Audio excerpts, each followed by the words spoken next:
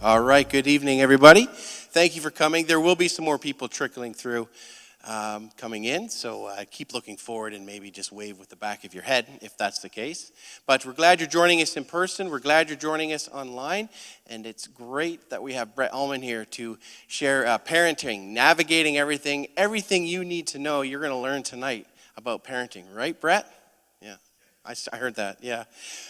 If you would have asked me when I had my first child how that time went, how fast time goes, I didn't realize it till that happens, till that day comes. And then next thing you know it, your first child is in grade 7 going on grade 8, as in my case.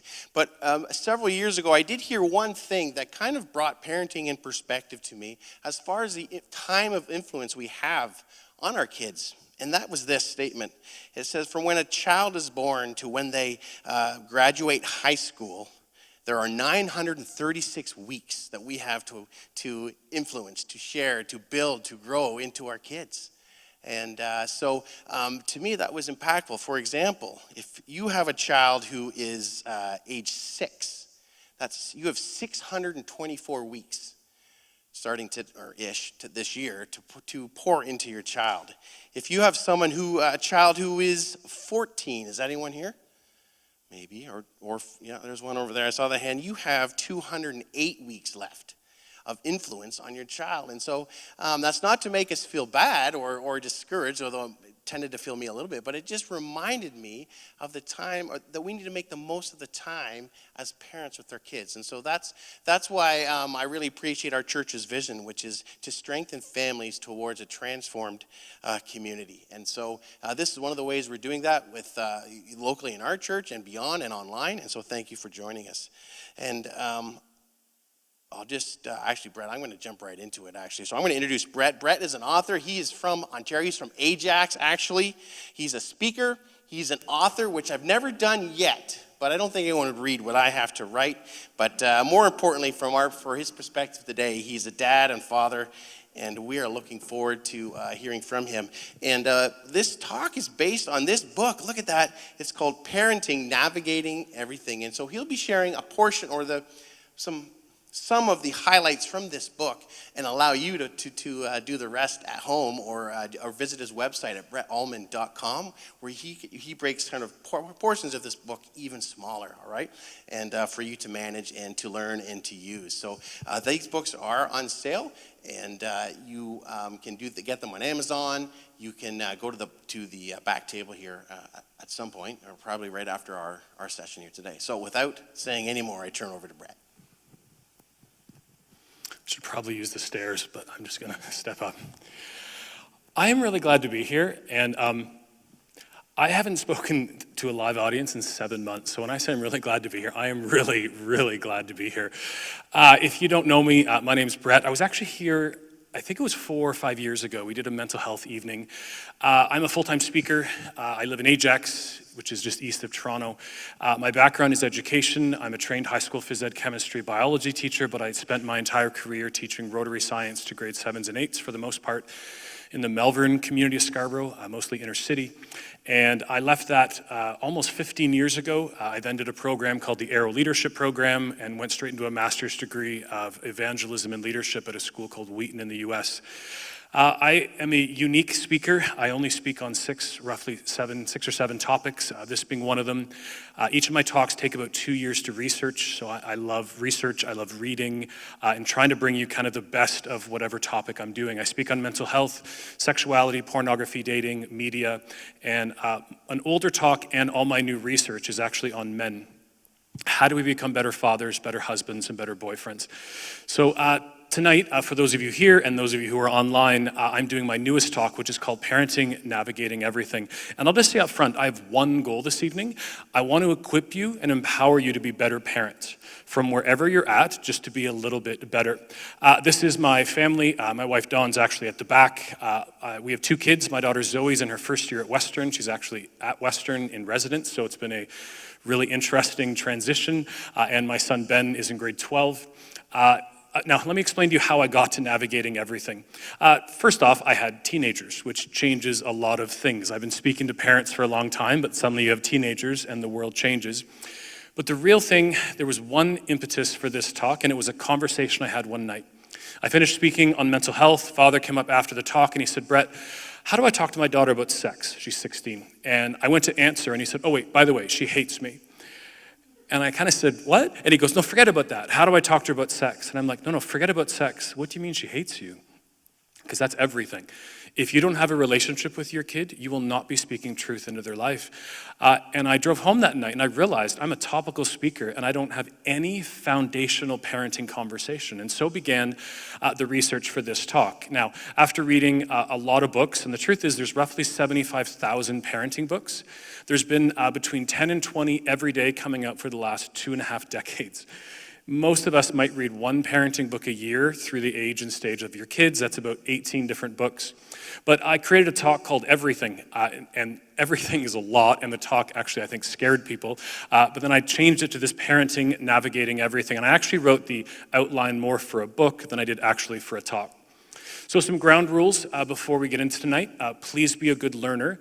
I think as Christians, we're really great listeners. I often question if we're good learners. Meaning if I said to you, what were the last 10 things you heard from the last sermon? How did it change your life, your faith, your parenting, your marriage, whatever? And so you can take notes tonight. You can take pictures of any slide that you want. I would say find your light bulbs because we're all different.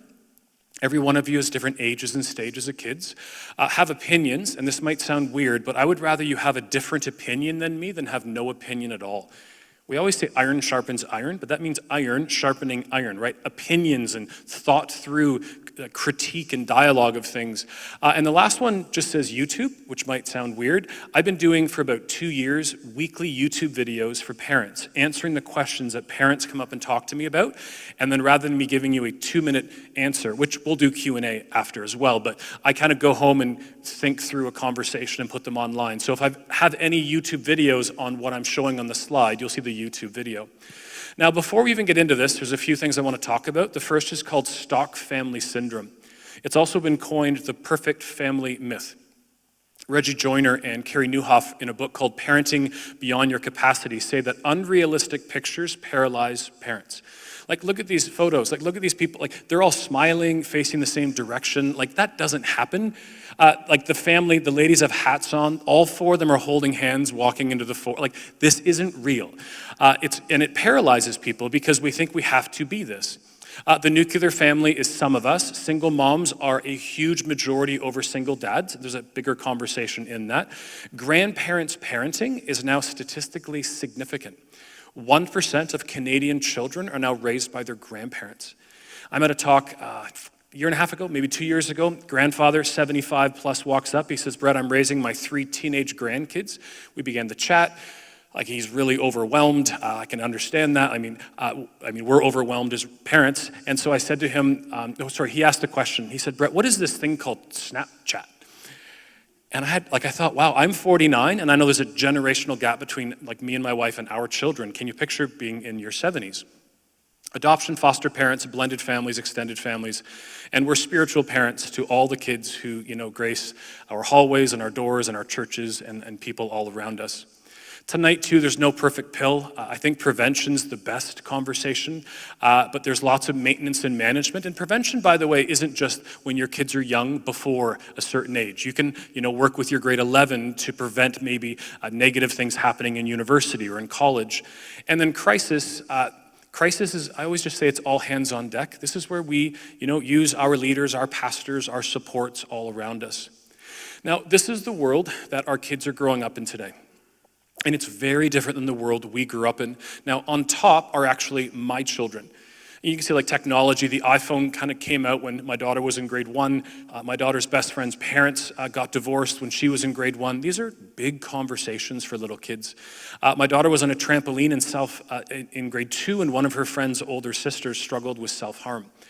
And I had a conversation on self-harm with a grade 2, and then 2 of her friends on it. Porn, my son saw his first pornographic image in grade 3.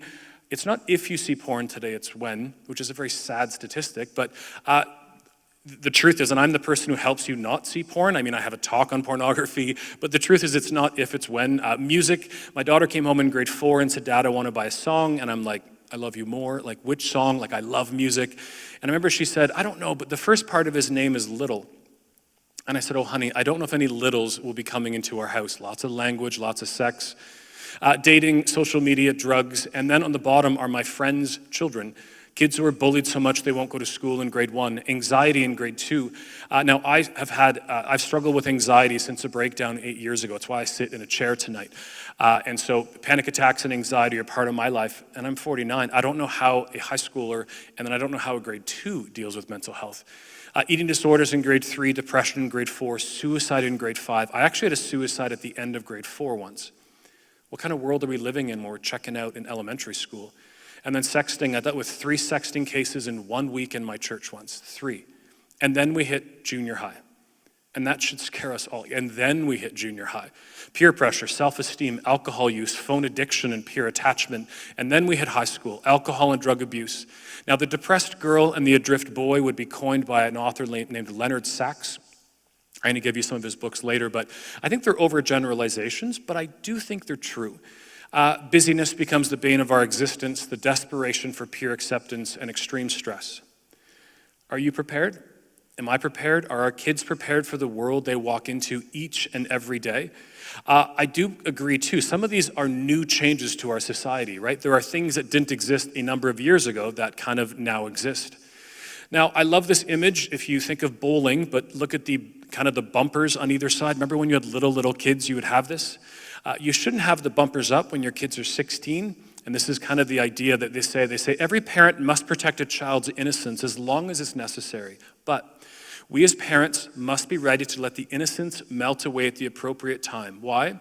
So that purity can take over and rule the soul. Innocence is for a season, it's not for a lifetime. And that's a really interesting thing we need to acknowledge. Innocence is for a season. Purity is for a lifetime. There comes a time in every kid's life when they're ready to take on more weight of, let's call it personal moral responsibility, to be in the world and not of it. Like, have you figured that one out? That's kind of something we're all still trying to figure out. So for most of my career, I've talked on topics. And these are not hopeless areas, by the way. There is hope and success in parenting of all of these things, pornography, sexuality, and others. But after doing readings, I think I read about 70 books on parenting. I came down to 4 things I want to talk about. Now, this is not like, here are the 4 pillars of parenting, even though I think these are really, really important things. You can change the order, but what is parenting? Time, communication, and discipline. And then on the bottom it says Christian faith. And I do believe that true Christian faith touches all aspects of our life. So I'm kind of giving that as a foundation. Now, I do believe we should be intentional and strategic in all areas of these in our lives. So let's get right into it. What is parenting? They polled roughly 10,000 parents in the US asking this question: what is parenting? What is the goal of parenting? 46% believe that the goal of parenting is to have children and a family. Let that sink in just for 1 second. Almost 1/2 believe the only goal you have is just to have a kid, meaning you walk out of the hospital and then you're done. 30% want to be a good parent, 7% want to adopt, and now I'm like, I don't know if you understand the question. 3% have a concrete image of how they'll play with children.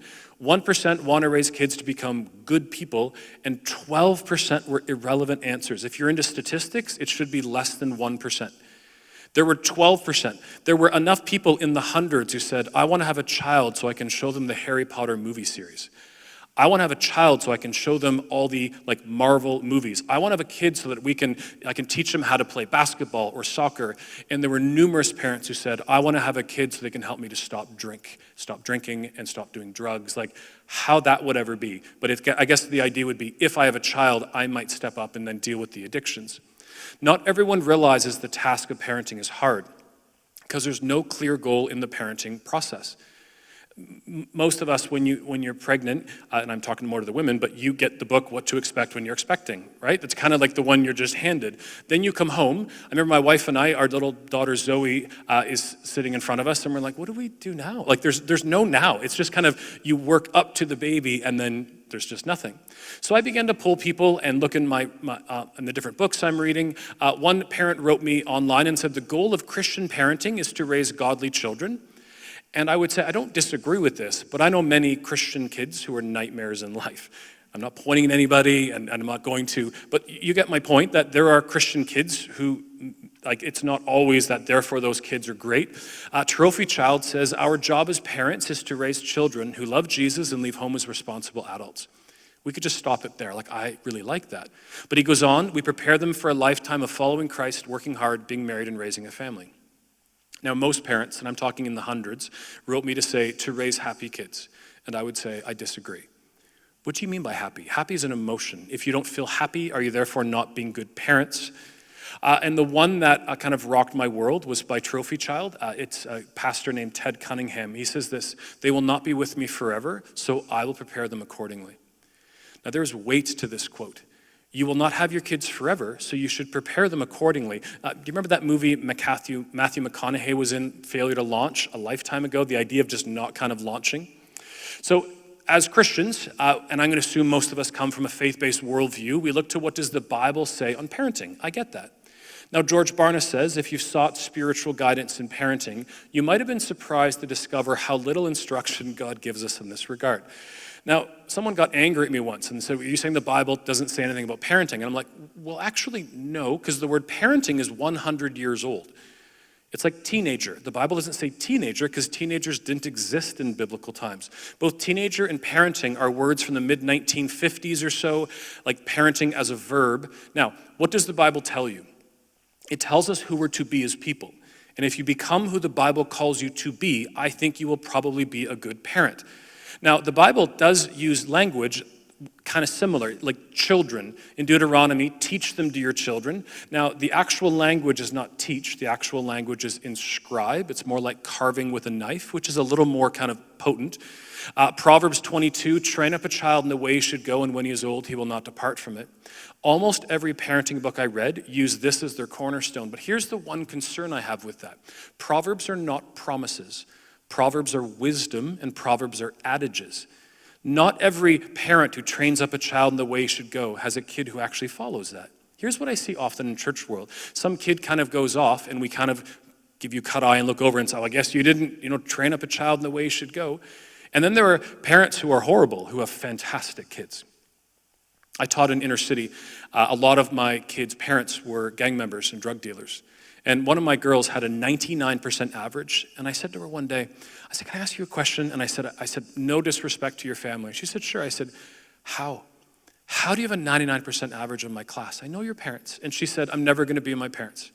And she said, I push guns and drugs off the table, and I put your science book out, and I study every night. Well, that doesn't kind of fit this verse. Colossians and Exodus, children do what parents tell you, honor your father and mother. I don't disagree with these, but I would just say we're doing them out. We're not talking about relationship in it, which we need to. And we'll deal with Proverbs when we hit discipline in a few minutes. Now, if you've ever studied parenting, Galinsky's parenting stages, first year psychology, anywhere you go, you would have gone through these. They're on top. I don't understand them. Authority, interpretive, like is that dance? And I'm kidding, I know it's not, but they're just confusing words. On the bottom are my favorite. This comes from Susanna Stanley. This is Andy Stanley's wife. So discipline 0 to 6, training 7 to 12. Now, she talks about teen years. I think teen years should be called the coaching years, and I think the young adult years should be called the friendship years. Now, don't get hung up on words. You discipline throughout. You train throughout. You're a coach for them all, and you're a friend through them all. Now, every stage is also complete in and of itself. Whatever age your kids are at is not an incomplete stage above where that next stage is. Now, parenting stages leads us into parenting styles. And parenting styles is the most confusing thing of the day. If you just Google a few times parenting styles, you will be sent forever different parenting styles. And you are not one of these, you are a bunch of these. Some of these we should do more, and some of these I will implore you to do less. Family counselor and author Allison Schaefer. If you don't know Allison, please follow her, especially on Facebook.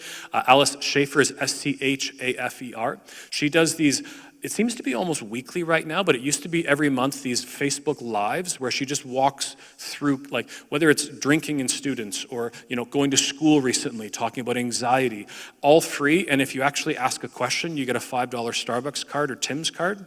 So just ask a question. Now, before I give you some parenting styles have caused some issues.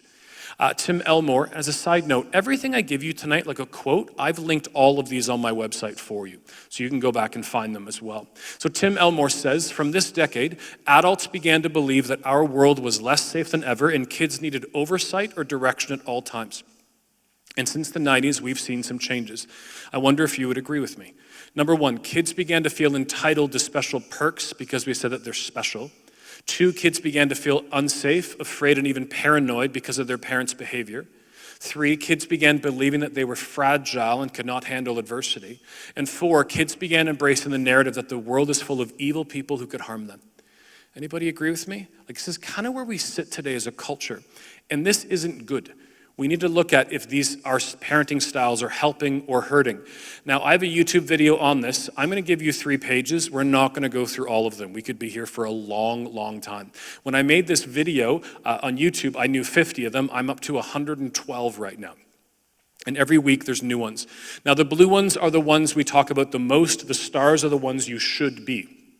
Attachment parenting, I think, is probably cornerstone.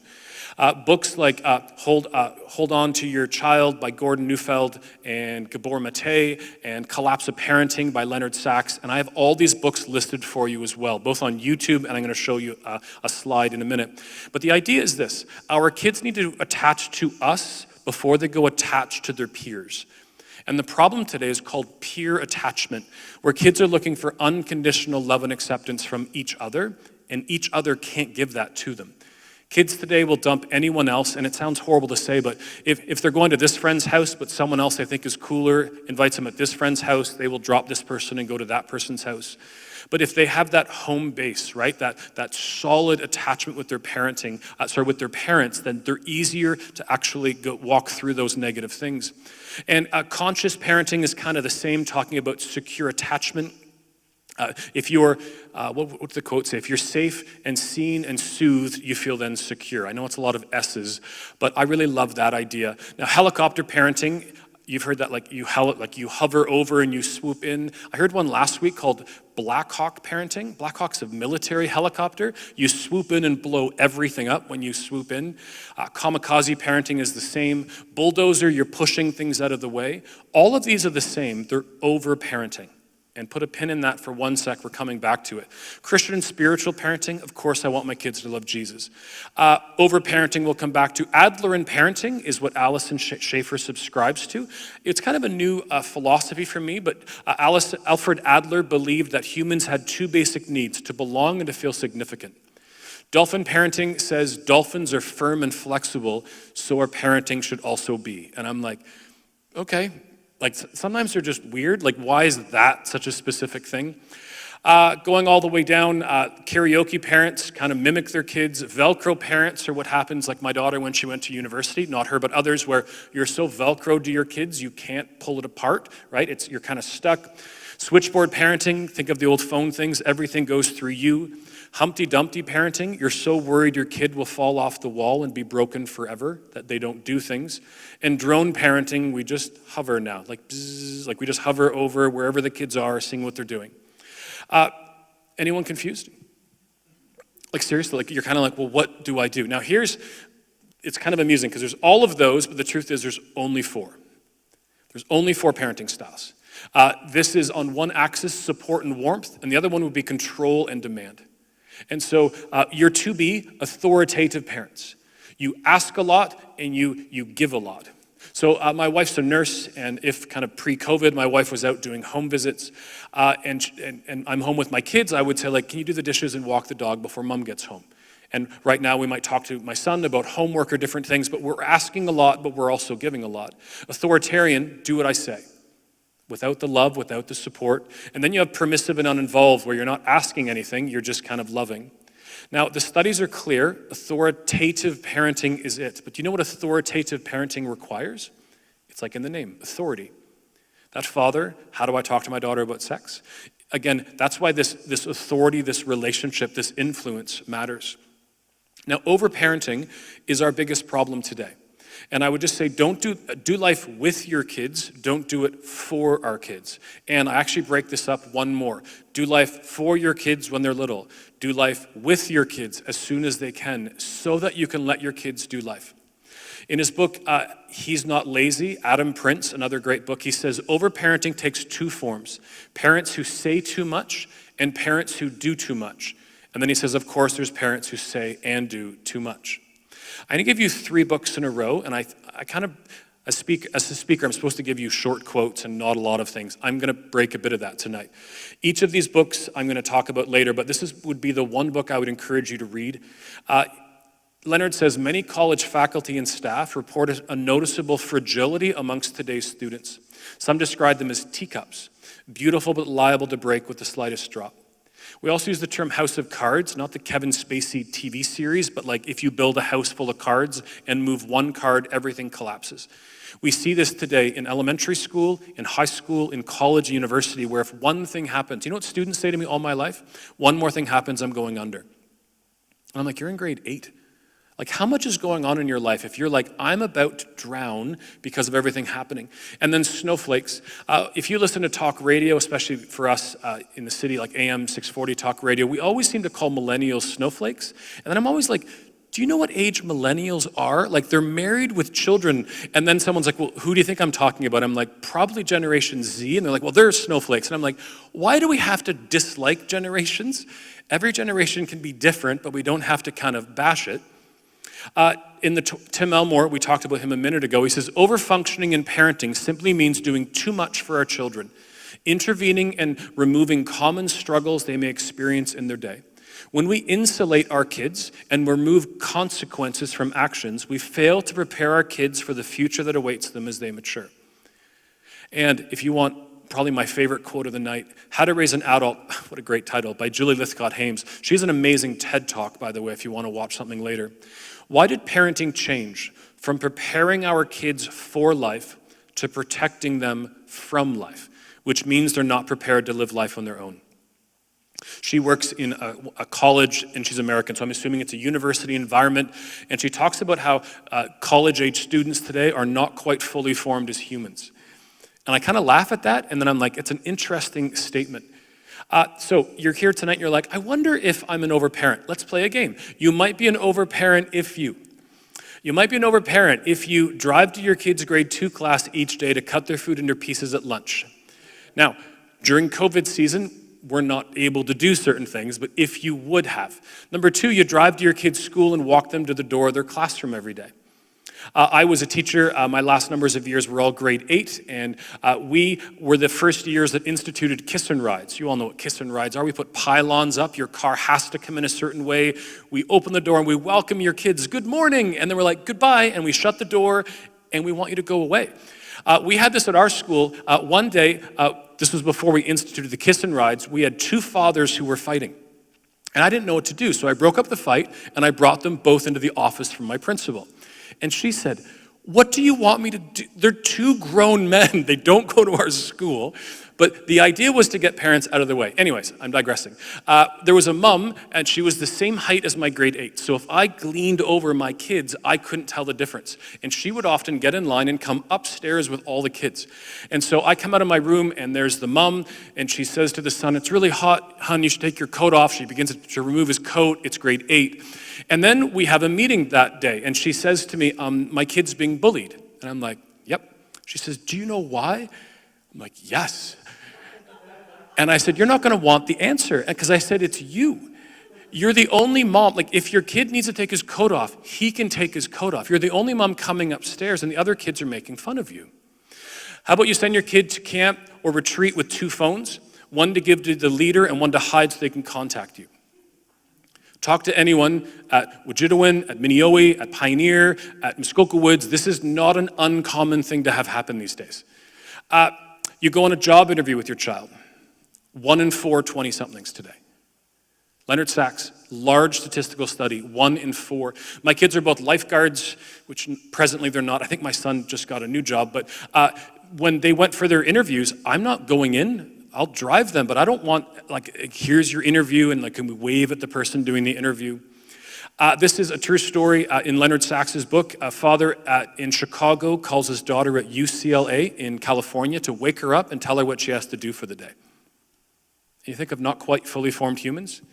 Now, this is the only one that gets me hate mail, so please don't send me hate mail.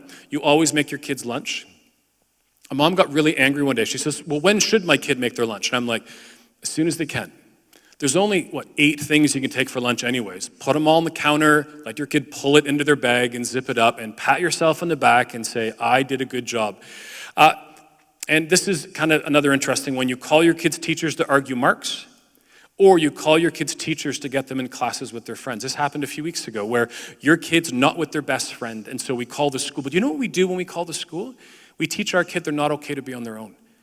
And what happens is within, we're already 3 weeks in, it doesn't matter anymore. They found other friends or they meet their friend at recess. Again, COVID's weird. I don't know if they're in the same cohort or bubbles. It's another whole kind of world. Overparenting is fear-based parenting. It's the what if. And I read in one quote, it says, enrichment is all around us, danger is not. Keep those two things straight. There are ages that kids can and should be doing things for themselves. In Trophy Child, they say this, there's this interesting rhythm in homes today where we attempt to speed up our children's early development. I want to pause for 1 second. The music that we give to kindergarten and grade 1 and grade 5 kids today is laced with sexuality and drugs and other things. The movies we watch with kids. Anybody a Marvel movie fan? Am I the only one? So I went to see Avengers Endgame a number of years ago with my 15-year-old, I think it was 15 at the time, son. Theater was filled with 4, 5, and 6, not grade, but year-old kids. And one of my pastors at my church, when he went to see the movie, in front of him was a 4 or 5-year-old boy, and the kid turned to the dad and said, Dad, I'm really scared.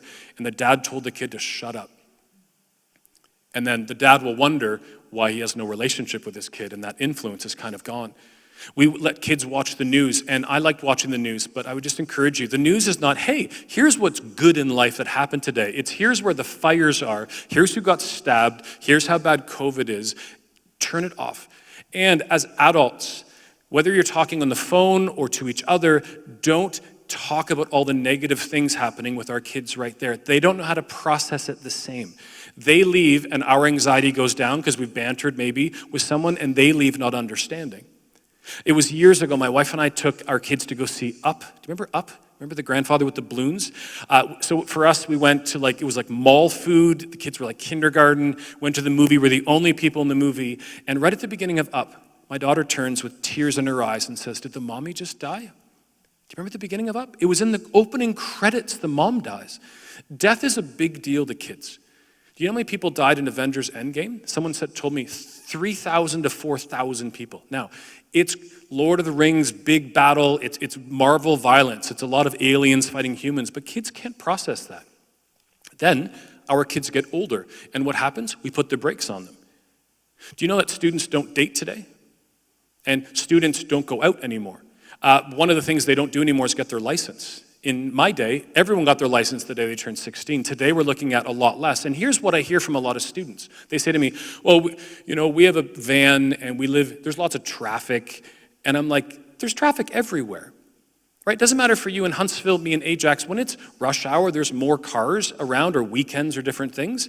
But when you say to your kids, the car's big, or there's traffic, your kid gets scared. My daughter was 14. We were driving home and we're passing, our church is near us. And she said, hey, can I drive one day in the parking lot? And I'm like, put my blinker on, in we went. She didn't even hit the gas. But every time we talked about driving, it was, what a great opportunity. What a great chance you have to drive. Even this year with university, what a great chance you have to go away to university. You're so lucky they're running res. Yes, it will be difficult, but we'll be able to work through those things. In the book iGen, adolescence is now an extension of childhood rather than the beginning of adulthood. I would encourage you to read iGen. Jean wrote this book. It is statistics of kids today. They don't date. They have sex at a later date. They drink less. They do drugs less, even though we think they do more. There was one story of a grade 12 girl who would go to the mall only with her mom, and she would only be away from her mom for 30 minutes at a time in grade 12. This is what university and college people and softs on dorms and stuff have to deal with in the first few weeks is kids are not used to even being on their own. Where is the progression of parenting? By the time your kids are 18, they should be able to do things, many, many things. It doesn't start, if you have, we have a grade 12 at home, Ben will be leaving for university within the year. We don't start now going, okay, we better prepare him for, there's a lot to prepare if you're starting in grade 12. And I would encourage you to be a coach. The last year, it was 2 years ago, I coached rep baseball. My son then did the LIT program at Camp Minneoe, so he dropped out. But I would encourage you to be a coach. So when I was a coach, I had 10 or 11 guys and one girl. I could coach them, me and the other coaches, all year to be great baseball players. But when they went into the game, I didn't walk on with them. They go to the pitcher's mound. They go to third base. Your kids go to school. Your kids go to church. Your kids go out with friends. And so I love the analogy because it makes you think, I better coach them properly because I'm not going to be there. Now, I know these 4 sections are big. This is the largest by far, by the way. What I want to do to end this is I want to give you kind of a quick, kind of overarching, these are the 4 main things. Authoritative parenting. We love a lot and we ask a lot. Don't overparent. I would encourage you, if you have kids who are probably grade 4 and above, talk to them about overparenting and let them tell you when you're overparenting. And my wife and I have done that, and there's times my daughter or son have said, stop overparenting me. Like, kind of like, do you have homework? Like, you're staying out a little too late. Have you studied for the test? And they're like, leave me alone. Like, I got this. Do life with, not for, and the analogy of coaching. And for book suggestions, and again, I've given you all of these on a YouTube video as well. Trophy Child, Hold On to Your Kids. Now, I will say this. I used to put up stars for the people who are faith-based. Ted is. I'm pretty sure Gordon Neufeld is, but he writes from a mainstream thing. Julie Lithcott, I'm pretty sure is, but she writes from a mainstream perspective. Carradine Gordon is, but she lives in the mainstream culture I think she's a psychotherapist, and her book, Teen Years, is great. And Free-Range Kids, think of free-range chickens. That's kind of what that idea is. Do you know that there was a kid in grade 6 in Winnipeg mustn't have been last spring, the spring before, who drove his bike home from school alone and someone called Child Protective Services? Grade 6. I rode my bike 4 kilometers to school in grade 2. That used to be the norm. As a side note, what do you think's changed since I was a kid to now? From like kids being abducted, it's actually decreased. It's so rare to begin with, but those statistics have not increased. So there's lots of thoughts on this idea of what is parenting. Number 2 is the greatest gift I think we can give our kids is time. Now, you could argue failure and you could argue Jesus. And I would just say yes, like those are all really big things, but we're talking right now about parenting. Now, I love that Bill began with this because the marbles analogy is one of my favorite. I used to actually do this. For the first few talks, I brought it with me. So my first talk, I think I'm speaking in London, and I have 3 jars, and I'm on the 401, and a transport cut me off, and I slammed my brakes. In that moment, I'm not thinking, am I going to die? I'm like, do those jars have lids on them? They did not. 2,000 marbles are on, I'm trying to like brake, and my foot is on thousands of marbles, so I don't bring them anymore. I put up this lovely photo for you to all look at. So the truth is, what he was saying is correct. 936 weeks. So for me, for my son, I have 52 weeks left and not even 52 weeks. But what I want you to think about is the occasions. How many birthdays? How many Christmases? If after tonight's talk, you guys are like, Brett, we would love you to come back on March 4th again, I would say thank you so much, but I can't. That's my daughter's birthday. Or November 23rd is my son's birthday. I'd have to say, I'm sorry. Like, there are just some things I start saying, I need to be home. Like for my son, November 23rd, next year he might be away somewhere, so I'm going to make sure I'm here. Family dinners, watching your kids' activities. It was in grade 8, I'm watching my son's co-ed, I think it was baseball or soccer baseball. Actually, I think it was baseball. And I'm there with one other dad. And the 2 of us are the only parents for both teams, and there's like 15 players on both teams. And I said to him, you going to stay for the afternoon? And he says, I wouldn't miss it for the world. This is the last time we will ever watch our kids play baseball in grade 8. And even for me and my wife, my son has played volleyball for grade 9, grade 10, grade 11, and he'd be on the senior team this year. It's probably not going to happen. So we're really glad we watched as many volleyball games as we could last year. Now, every time I talk about this and the marbles analogy, people's shoulders droop a little bit. I had a woman burst out crying about 9-10 months ago. And I just want to say this. I believe in the marbles analogy with a twist. Now, I think you should do it. Now, there's an app called the Parent Cue. I think you probably know it anyways, but it actually gives you the marbles analogy built into it. I'll talk about it at the end. But I encourage you to do marbles. I know someone who does M&M peanuts. If you have allergies, don't. But it's the idea of each week you take out one. But when your marbles are gone, and the marbles analogy jar is not perfect, unless your kid is born June 25th, right, when the last day of school is and the last marble, it doesn't work like that. So when they graduate, dump out the marbles, whatever's left, And here's what I want you to think about. Every time you do something for your kid, I want you to add a marble back into it. Because your kid is your kid forever. My parents in their late 70s, they still text me today and say, I'm praying for you when you go to Huntsville. They're still involved in my life. But every time, me and my wife encourage our daughter at school, talk to my son, sit down and watch a show with him, take him out for a meal. And then in time when your kids get engaged or married, and then you have grandkids, every time you do anything, put a marble back in the jar. And I just think you had 18 years to take your marbles out. I think you should do it in a lot less than 18 years. In the book, It's Just a Phase, time matters. If you have young kids, they're with you a lot. Now, if your kids are actually doing like home internet kind of school right now, they're with you all day, and you recognize that. But in regular life, preschool, there's 12 hours a day, 6 for elementary, 4 for middle, and 2 for high school. And it's 2, if that. When you get a high schooler who gets a job, it was a number of years ago, my wife and I love our family dinners, and suddenly our kids were working 2 lifeguarding shifts each per week on different days. And we're like, we don't have any family dinners anymore. It was just gone in a flash. But with time, morning matters. Driving matters. And I would just say, anytime your kids, as they get older, ask you for a ride, give it to them. Have you ever been in a car with like 6 boys or a bunch of girls and they start talking and you're like, do they realize I'm here? Like, you're looking in the mirror, like they just start to talk and you learn so much about life. Or if it's just your kids, when I was driving my son to like a baseball tournament and it's a 2-hour drive, there's something about just facing forward and just talking that I just think it was phenomenal. Meals, we're going to come back to, and bedtime. If you're tucking in your 18-year-old, you might be overparenting. You can say goodnight, but it's not going to be the same. But if I could encourage you to do something big today, I would encourage you, and I hope you already are, is eating dinners together as much as humanly possible. Statistics say if you eat 3 to 4 meals a week together as a family, the statistics of every bad thing goes down. And you know what's funny? People argue with me. One man's like, but Brett, we have like soccer. We'd have to eat out. And I'm like, so eat out. He's like, but we'd have to go either before soccer or after soccer. And I'm like, well, choose one and do it. And he's like, well, if we eat after soccer, we'd have to go out to like McDonald's. And I'm like, so go to McDonald's. He's like, Brett, I hate McDonald's. I'm like, it doesn't matter where you are or what you're like.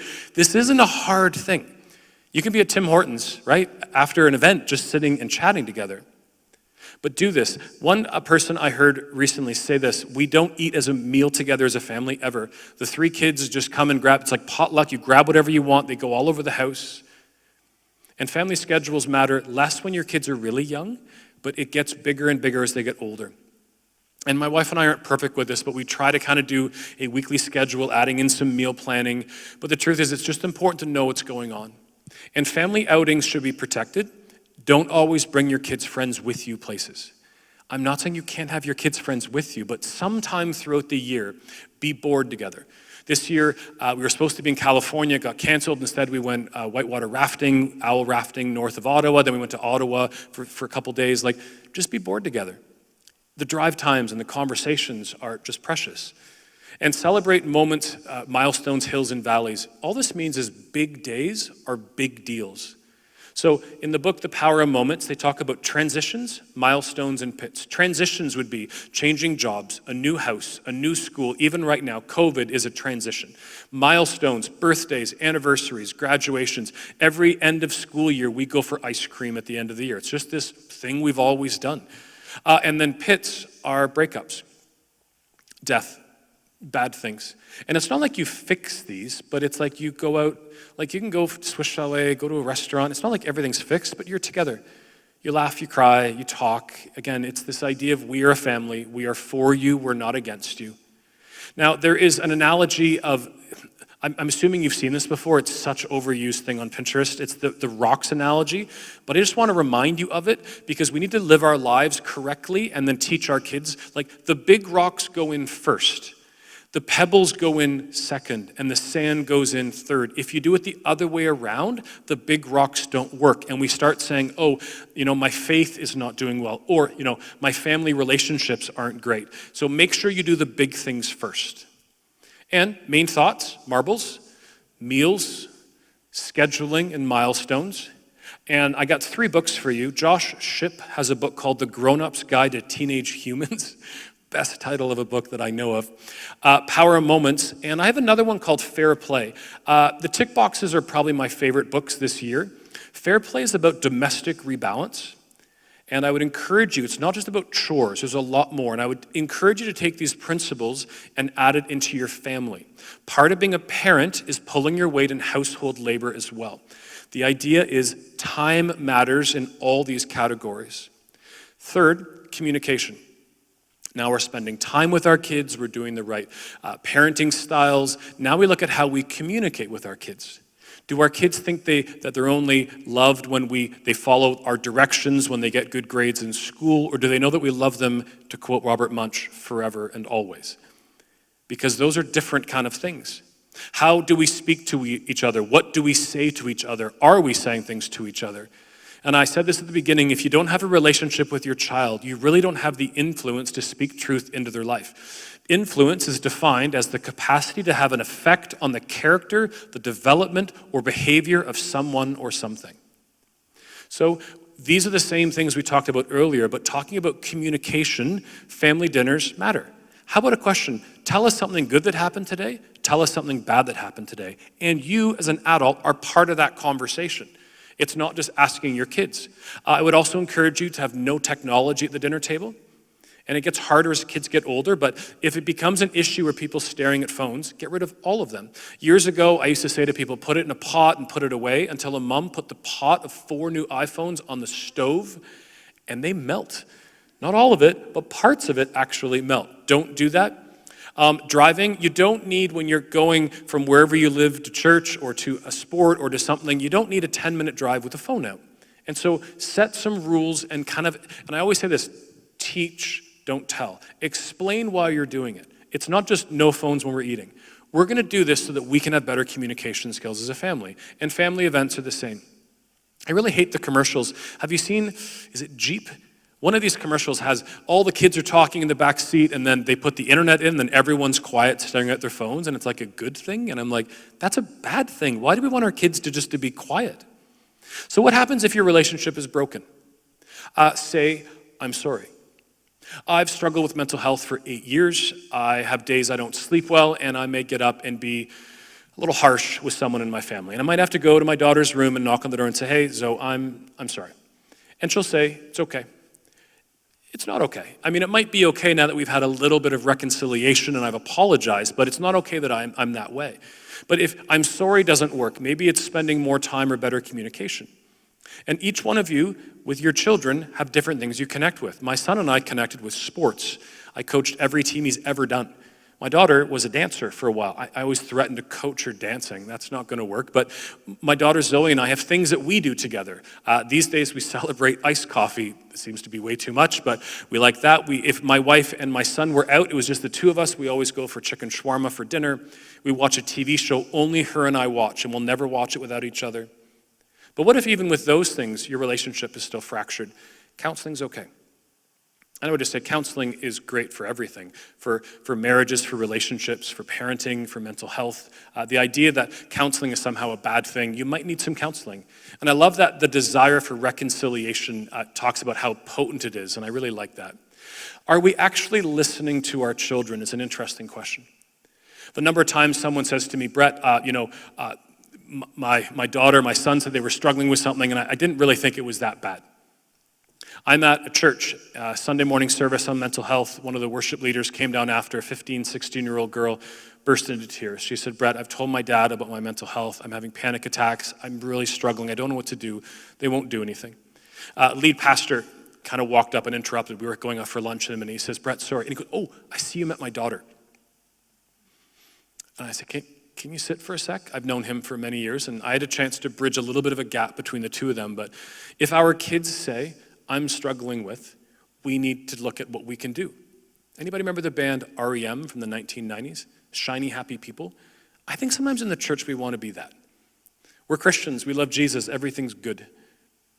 We may be Christians, we might love Jesus, but everything's not always good. And we can work through those things. And if your kid says, I'm struggling with an eating disorder, or I've had this happen, we can walk through it. Right? To quote Home Depot, you can do it, we can help. Like, you can, but you have to listen to our kids. Martin Luther King Jr. once said, there comes a time when silence is betrayal.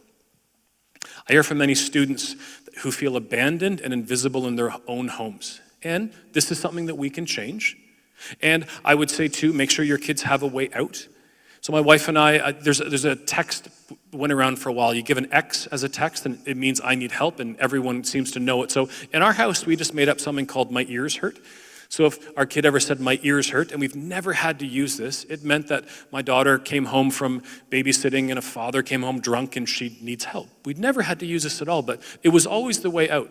If you don't really want to go to a party, you feel uncomfortable, we'll make a family night that night. You're not allowed to go out. Like, we'll be the ones you can blame for anything. And remember, you're being watched. I love that photo.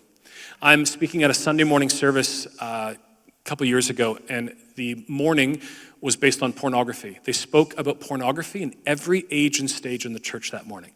And it was explained top to bottom. Like it was really interesting and very nuanced for younger children. But I'm on my way home. I'm having lunch at a Subway restaurant, and I open my phone, and this young kid, 17, 18, writes and says, hey, if I ever struggle with porn, can I write you?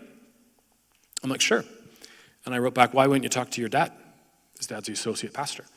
And the kid said, well, when we got into, to make the story short, he says, we got in the car, and my dad said out loud, what kind of stupid person gets addicted to pornography? With me and my two other teen brothers and sisters. And he said, in that moment, my dad said to me, I'm not a safe person to talk to about anything, ever. And this 18-year-old, talk about, there goes your influence. As a side note, where is the mercy and the grace given to people in our churches who struggle with addictions and other things?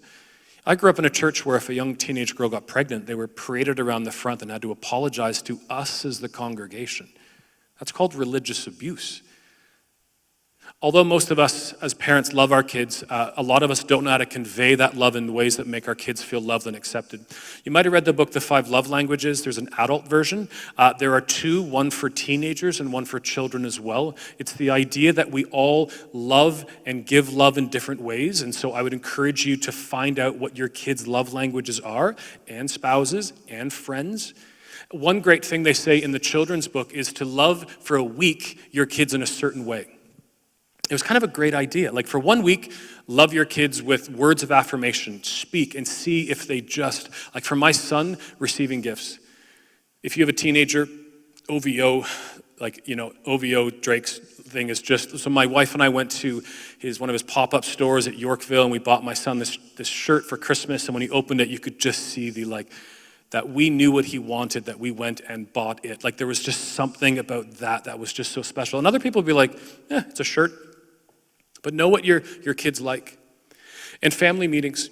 I did a program called the Arrow Program, and the guy who was running it at the time, a guy named Carson Pugh, challenged us to have yearly family meetings, annual general family meetings. And I'm like, what a dumb idea.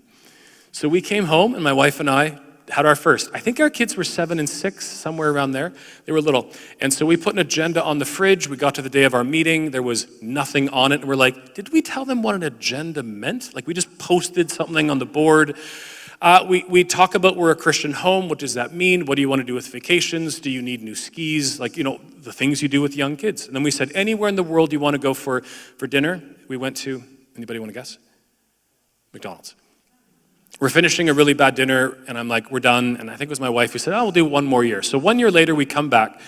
Agenda on the fridge, tell them what it is. It's filled top to bottom. Number 1, they want a baby brother or sister. Now we're having real conversations. Number 2, they want a dog. Now at that time, my wife was part-time nursing, and I was just leaving teaching, going into speaking full-time, so money's very different. And we said, well, if we have a dog, we're going to have to give up our vacation maybe. And my son's like, I'd do that. Now we're having a real conversation, and my son might be 7. Now we ended up getting an English bulldog a number of years later, best decision we've ever made. But we vote on family vacations. 1 year, so we would pull our kids out of school when it's the cheapest vacation ever. And so 1 year we're like, where do you want to go? Now it's not like anywhere in the world. There's only a handful of cheaper places we can go. So it's Mexico, Dominican Republic, a few others. And so my wife's like Mexico, my son's like Mexico, my daughter's like Mexico, and I'm like anywhere in the world but Mexico. And I love Mexico. But if you remember in Mexican history a little bit ago, the cartels were bombing government buildings to the ground. And I'm like, I'm terrified. I don't want to take my family there. As we landed in Mexico 5 months later, I got voted out. My son's 4 seats from me. We're landing. He goes, Dad. I'm like, what? He goes, Mexico. And he just leans back. And I'm like, Good for you. Like you, first off, I like your sense of humor, but he just knows he has a say in this. I think this is one of the most powerful things you can do as a family. And we do it every August. You can do one now, though. Just kind of, there's no unwritten rules then. You just talk about everything. Listening, driving, love languages in family meetings. And I mean, family meetings and family dinners, I think are just the most simplistic things to begin with. And the truth is you're not going to implement everything I'm talking about. Like, it's not like you go home and suddenly it's a whole new life. You change everything. You're going to change a few things that you want to in different aspects. And book suggestions, these are, you're seeing they're starting to overlap with a few of them. Hold on to your kids, we've already talked about. And the last section is discipline. Ron Morrish, if you're a teacher, Ron travels through our school boards, talking to teachers, talking about, he says this, discipline is about teaching children to behave properly, not punishing them for behaving badly. So I think we have discipline wrong. I think punishment needs to change to teaching, and they're different things. Zig Ziglar talks about how it's teaching how to behave, how to live, how to work, how to interact, and how to do different things. So first off, you need a relationship for influence. And so this is one of my favorite kind of things. This is from the, It's Just a Phase, the books that were handed out at the beginning. This is one of the bigger ones. So positional influence you have when you have a young kid. It wanes to nothing. Relational influence begins at nothing, and it grows. Hundreds of conversations on the couch. Every time your kid talks to you and you put your phone down and look them in the eye. Every time you take them to a Jays game who are now in the playoffs, which is awesome. Every time you go out for a meal, you do anything with, you grow your relationship. This is what matters. Wise parents will not impose more restrictions than that attachment power they wield will bear. And your impact on your children's lives is proportional to the depth of the relationship you have fostered with them. Again, lots of quotes and comments. In The Price of Privilege, our disappointment should be directed at our children's or child's behavior or choices, not at their existence. There's a world of difference between behavior controls. Sorry you did so poorly on your math test. TV is off limits till you pull the grade up. You need some help? And psychological controls. You're going to be flipping burgers for the rest of your life if you continue to be such a goof off. Your goal is to correct behavior, not destroy your child. And I'm not going to go through this whole quote, but L.R. Nost says this, talks about you're raising little humans, and she says, when they make mistakes, choose understanding, not anger. When they make poor choices, choose guidance, not punishment. And when they challenge your authority and throw down the gauntlet of defiance, choose peace, not warfare. If you follow a lot of quotes online, she's so popular online, and I actually quoted this on Facebook yesterday, so if you want to go and just copy and paste it, it went online yesterday.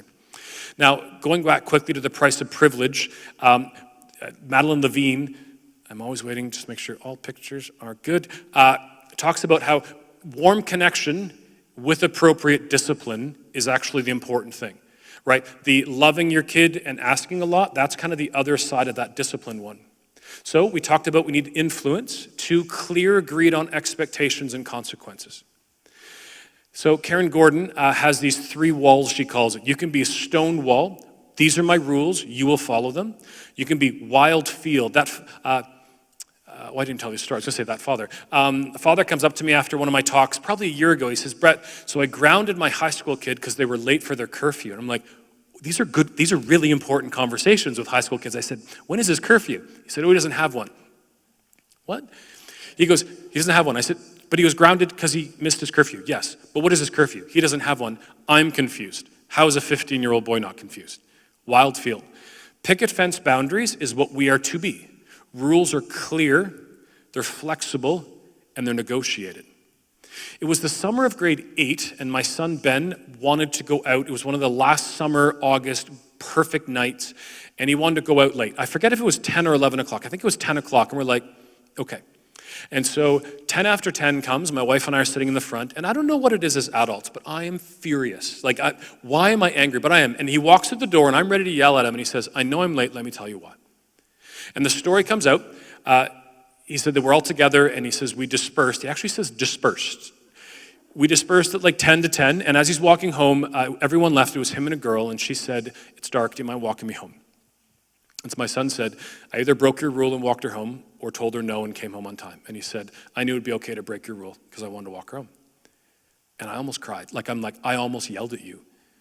If the next day the father was chatting with me and he goes, yeah, our kids were walking home last night and my daughter asked for your son to walk him home and he didn't. And I'd say, Ben, it's like chivalry's good. It's okay to walk her home. But he made a good decision that day because he knew that rules are flexible if there's a good reason for it. And the arbitrary time of 10 o'clock, as a side note, is pretty arbitrary anyways.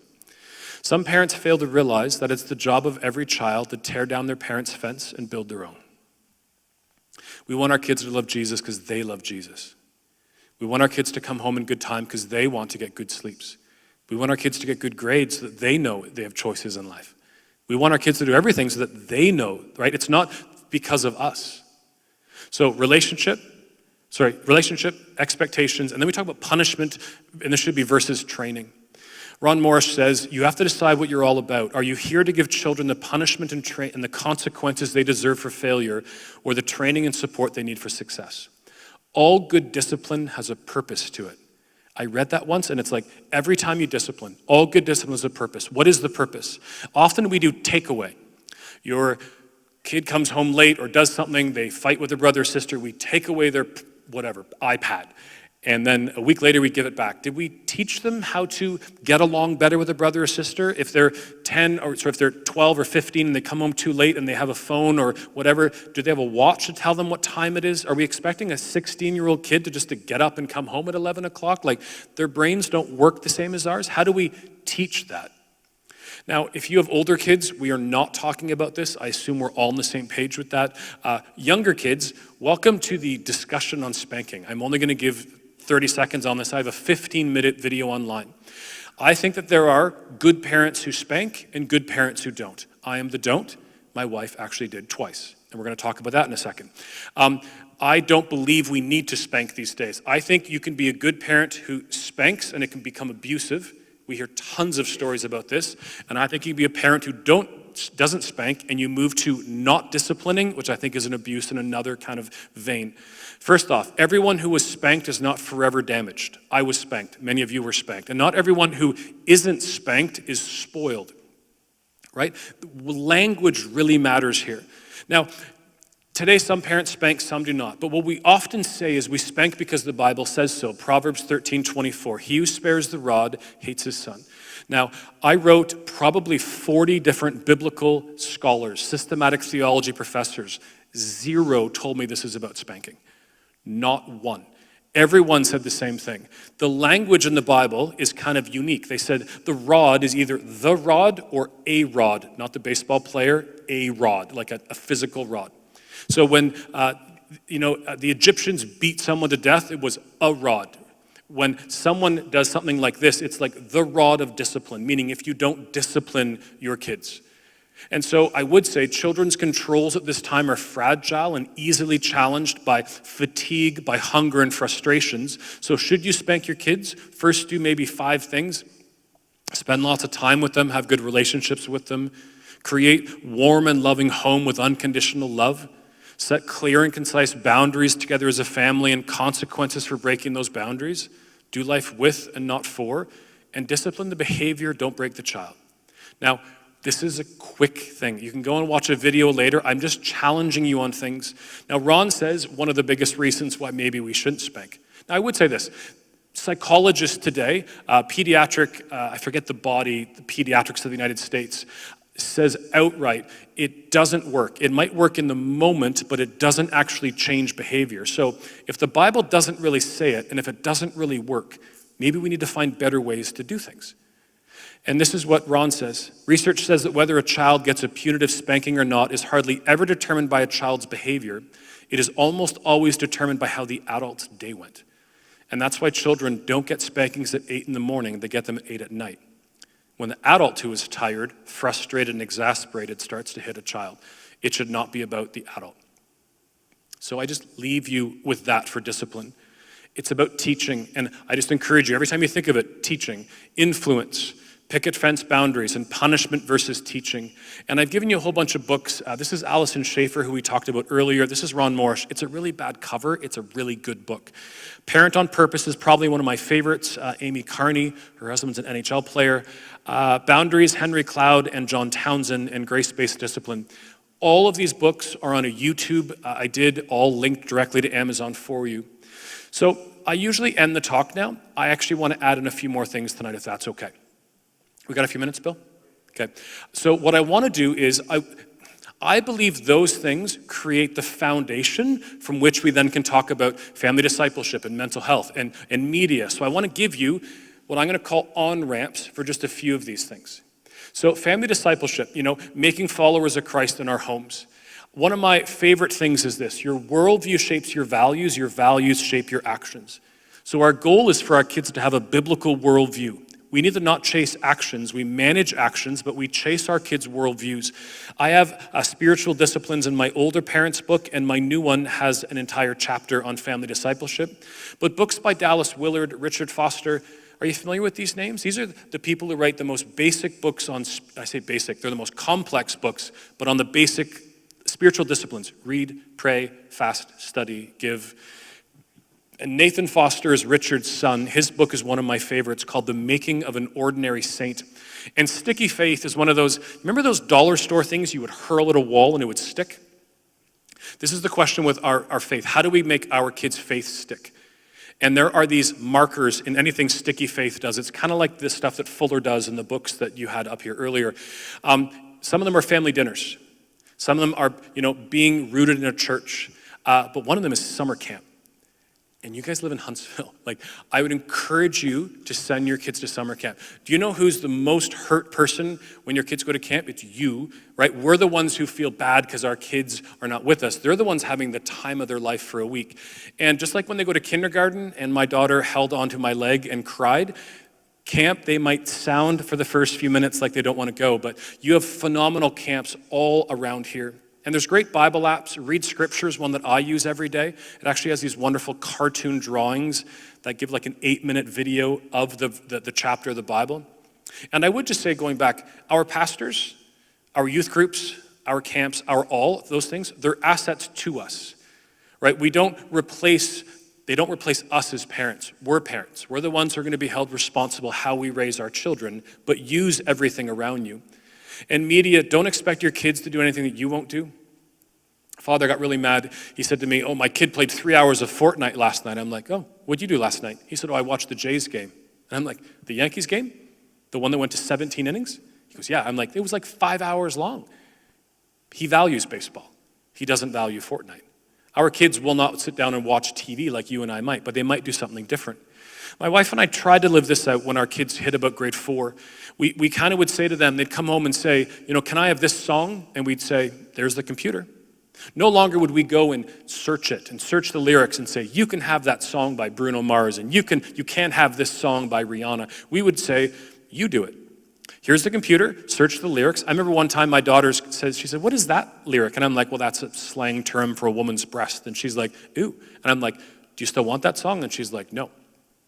But did you hear it? She said no. And this is the beginning of discernment, where we teach people how to search things. I do have my media talk for students and for adults, and I'm going to go through Walt Mueller's book in a moment. I have tons of online videos. You know what's really weird about YouTube? My best content, I think, has the lowest views, and the content that I think is really just fluff is like the most. These are 2 series. This one is 5 videos, this one is 9. This is a new narrative of how parents used to talk to kids about music, media, social media, video games, and I give you a new narrative of how to talk about it better with our kids. And I gave you 9 videos on how to have a better relationship with your phones. Can I assume a lot of you have watched The Social Dilemma already? Has anyone watched Social Dilemma? If you haven't, on Netflix, it's very worth your while. Little bit fear-based, right? The music and everything is a little bit fear-based, but a good thing to see. But we need to have a better relationship with our phones. So it's short videos. How do you change? Have less notifications? How do you touch it less? These are the 2 I was going to say. Social Dilemma, and there's another one on YouTube called Childhood 2.0. This was sponsored by an organization called Bark. Bark is a really fascinating app for younger kids online. It actually is built with AI in it, so if your kids are being groomed by somebody into sex trafficking, it actually recognizes the language and texts you. Talk about using technology for really interesting things. I think this is my last one, mental health. Now, I think mental health is one of the biggest things we're dealing with today, not just COVID. And my answer is really simple. Your issue might be physical, so go see a doctor. Eat better, sleep more, exercise daily, get blood work taken, do all of those things. You need to go see a counselor, get strategies. Like for me, I sit when I speak. Now, I don't say that soul will be your answer. It is really incredibly uncommon that your faith is the answer to mental health. But the Bible says you will have trouble, but God says, I'll be with you in that trouble. Our faith is what sustains us in the journey, which is why we build our faith. And so body, mind, and soul is how to live. My wife and I, when COVID first hit, remember March, those first few weeks, it was a really weird time. We kind of said to our kids, we had this weird family meeting, we said, something's happening, we don't fully understand it, but what we're gonna do is we're gonna live out every day, each of us in our own way, body, mind, and soul. And we kind of just put that on everyone, so we were exercising and doing all different things. I have an entire talk on mental health on YouTube for free. I also have my talk on sex and dating and a few others online for free. But the few books that I would encourage you to get, the Anxiety and Phobia Workbook would probably be the best if your kid or you struggles with anxiety. And there's another one I love called The Ripple Effect by Dr. Greg Wells from Toronto. It's like eat better, think better, sleep better, exercise better. It's just those foundations for us. Did I have another one in here? Oh, I do have one more, sorry. I love when I can just check it in the middle of the talk. Pornography is something we don't like to talk about, but it is a really important topic. Mental health and parenting are my most Zoomed talks these days or tonight, but pornography would be running for a third. Someone said recently, pornography has grown 350% since March. And then I'm reading arguments online that they're wrong, it's higher, and it's just we're struggling with this, and this is something we need to address. So again, my whole talk is on YouTube. If you have young kids, Good Pictures, Bad Pictures is a really good book. And I'm talking kindergarten, get a bit older, Good Pictures, Bad Pictures Junior, and then Good Pictures, Bad Pictures. This is not talking about pornography. This is age and stage conversations for young kids. Tim Challies has a great one for adults, and Gary Wilson has one of the most viewed TED Talks I think ever called Your Brain on Porn, and it is quite good. My website is just my name. I have cards. I brought one with me. I can't find it on the back at my table. If you go to brettullman.com, though, if you click on where it says blog, I have basically I know you can't maybe read this, but mental health, parenting, men, drugs and alcohol, everything that I do. And I'm not a blogger. For the most part, what I am is a curator. So I read probably 200 blogs a week. It takes me they all go into Feedly, an app in my iPad. I can scroll through everything. But I take the best content I can find, and then I just reblog a lot of them back. Here's the marbles analogy we talked about, my 10 least watched videos, 5 love languages. But inside that, you can find even great books and other great resources. And all my social media is at the top. In some of the YouTube clips that I have are my favorite books, and they're linked directly for you. And my YouTube channel is these weekly videos I do for YouTube. And you can kind of see some of them. This was the one I talked about, better relationship with your phones. And each of these are different, some for younger parents and some for older. I think it's really important that we keep current with culture. Now, if you don't work in a church environment or you're not a youth pastor or a children's pastor, where part of our job is to kind of understand where culture is, it's tough sometimes. And so I would encourage you, Parent Q is a great app, Growing Leaders is Tim Elmore. Now, probably my favorite is the third one, CPYU, Center for Parent and Youth Understanding.org. It's a guy named Walt Mueller from the US.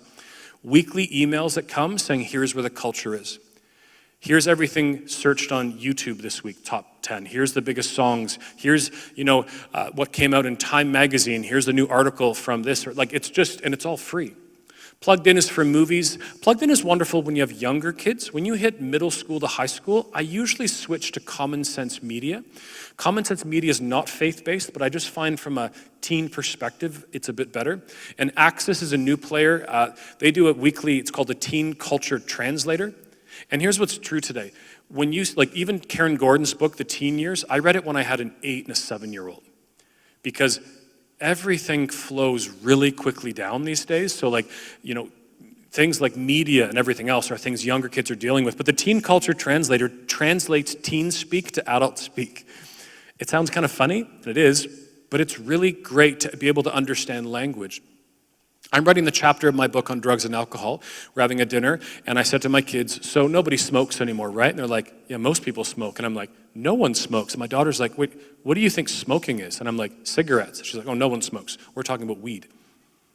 And I'm like, language is changing so, like I live in this world of speaking to teens often, and the language is different. So these things are just great to keep you updated.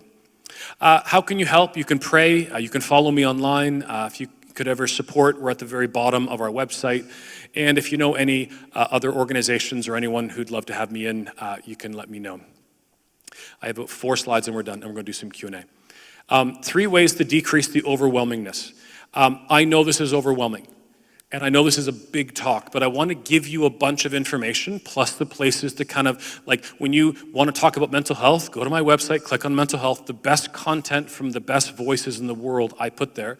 But my YouTube channel, my blog, and then my new book. Now my new book is different. My new book is bigger than all 4 of my other books combined. It's 226,000 words with 660 citations. The goal was 1 book for you as a parent. 6 chapters on the foundations we've kind of spoken about, and then whether it's mental health or sexuality or drugs and alcohol, and the last chapter is on loneliness, it's on all those topics for you. And you can get it on my website. I have them here tonight, Amazon, and everything else. 2 slides and we're done. Where do you start? One of the last things we did as a family before COVID is we had a chance to go see the band for King and Country in Toronto, and at midnight, everything shut down. It was a very weird concert. But they have a song called Burn the Ships. And if you don't know the analogy, settlers would come over with wooden ships. They would burn the ships to the ground so you could not go home. And so the line goes, burn the ships and don't look back. And I would say, don't look back after a night like tonight and say, look at all the things I didn't do. I want to look at what we can do to move forward, because that's really what we do. John Maxwell is a leadership guru. He says this: when you are challenged by anyone, choose one thing. What is one thing I said tonight? One thing that made you go, I can do that. Whether it's family dinners, whether it's implementing a family meeting, whether you're like, I need to have a better relationship with my kid, whatever it might be, do that. Now here's what he says. You have 3 days to do it or you never will. Tonight is, what is tonight? Friday night? Friday night. I don't have those, because my kids aren't in school the same. You don't have the 5 days a week. So it's Friday night, Saturday, Sunday. By Monday night, if you haven't made a single change in anything, statistics say that you won't. And the goal tonight is really to spark something under you, to push you forward in any area you need to move forward in tonight. I would encourage you to support each other in the homes, support each other as parents, whether in small groups or as a larger church. I know some churches that once a month do, like one church called it, was it Lunch and Learn? After the service, you chatted around as parents. But our parenting, like our faith, is built in moments, and I hope that this has been one of those moments for you. And I want to leave you with one of my favorite quotes from this talk. They will not be with me forever, so I will prepare them accordingly. And so my challenge to you is, so go and prepare your kids accordingly. And we'll go to Q&A. All right. Thank you. Brett, I'll give you a minute to maybe grab some water, and we're going to go to a few questions. We don't have a lot of time, but if you're thinking there, be thinking of a question. And while I'm doing that, if you're at home, you can answer, you can have a question as well. So in just a minute, if it's not already happening, there'll be a number on the screen that you can text a question. And as we take some questions in-house, I'll just switch to the computer and see if there are any there. No promises inside or from online, but we'll try to get to a few. But we need to respect Brett's time. He's got a journey home tonight, all right? So are you good to go? I am. Let me say this too. Yeah. Anyone who has questions here tonight or at home and we don't get to it, just send me an email. I answer all my own emails, and I actually really enjoy that part of the job. So if you missed tonight, if you don't want to ask it, you can get your questions answered after. Awesome, that's good to know. All right, so does anyone want to be the first inside the room here? Christine.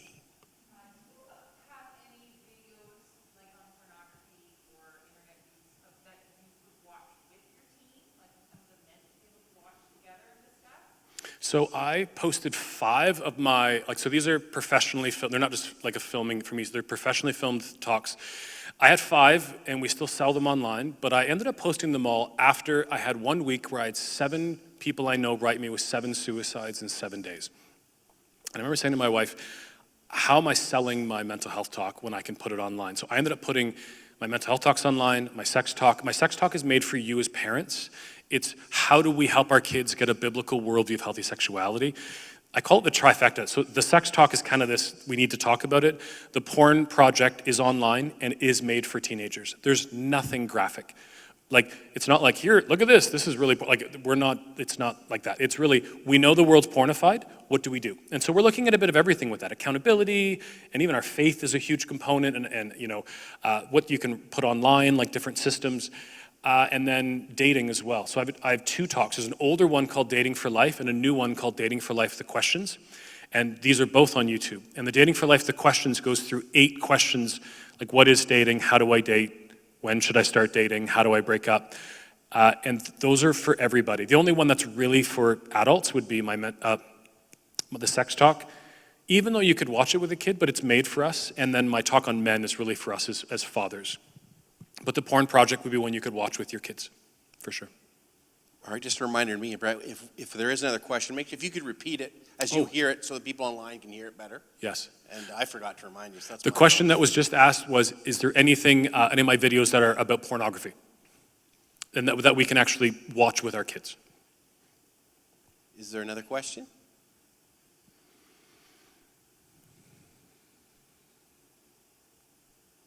Quiet. Okay. Brett, there was something, I'll just check online, but there was something you said, if there aren't enough questions, there was something you might want to just start or share briefly while I look for another question. Would that be all right? Or will it be running out of time on you there? No. I think one of the really important things we need to address with our kids is mental health these days. I have, just when COVID began, I put up 20 videos on how to have good mental health during COVID. The world's not the same as it was in March, April, May, but it's still not great, right? There are things that are just a little messed up. So I would encourage you to, and I still think we as adults need to make sure we're modeling good stuff, but each of the videos, like some are just like exercise and looking at how do we model good exercise for our kids. These videos are 2 minutes each, by the way. They're really quick, but I walk every day. My wife and I, we go to a gym or we do different things, and this is how your kids begin doing things when they watch you exercising. But especially from a COVID standpoint, a lot of our kids are isolated at home, alone, on screens for way too much time. Challenging to go for a walk. Like even my daughter at university, like after she does an hour of work, I'm like, work hard, turn off all your products, there's no notifications, and then go for a coffee, go for a walk or do something. But I have 19 videos, everything from exercise, diet, sleep, good sleep hygiene, just how do we have better sleep hygiene. I have a video on that on YouTube as well. And a whole list of things. But the one I really like is having a family check-in. And if you have younger kids, I like the idea of an emoji check-in. Have you seen those before? I think I posted it on Facebook yesterday. It's just an emoji page, happy, sad, excited, scared, angry. And especially for young kids and especially young boys, I find it's so much easier to go, that's how I'm feeling. And I know many youth groups this year that were doing that as a check-in. They'd say online, how are you? And you'd see all the emojis pop up. And I think it's kind of a cool thing just to check in. Because the truth is, I think we need to check in with each other, right? As friends, as spouses, like, how are you doing? Have you ever asked, like, how are you doing? And everyone's like, good. And you're like, how are you really doing? You're like, oh, man, it's been a rough few months. Like, you need to ask the question twice, but I think those 20 videos might be something really good to spark some conversations in your own home, even if you did one a day, and just kind of walk through some different ways that we can have good mental health, even though it's a really tough time. That was better than any question I would have come up with. That was good. There aren't any online questions, so I'll just give you guys one more opportunity to ask something. Maybe that last, maybe something spurred a question in your mind. Okay. No worries. What we'll do is just remember, if you do have any questions or you think of it after the fact, make sure you visit brettullman.com and you can interact with them there, either online or through an email. And also, if you're going to a church or not going to a church, make sure you can follow along with us, our kids program at faithmuskoka.ca/kids. Just stay connected with our kids programs and see what we're doing here on Sundays and throughout the week during COVID.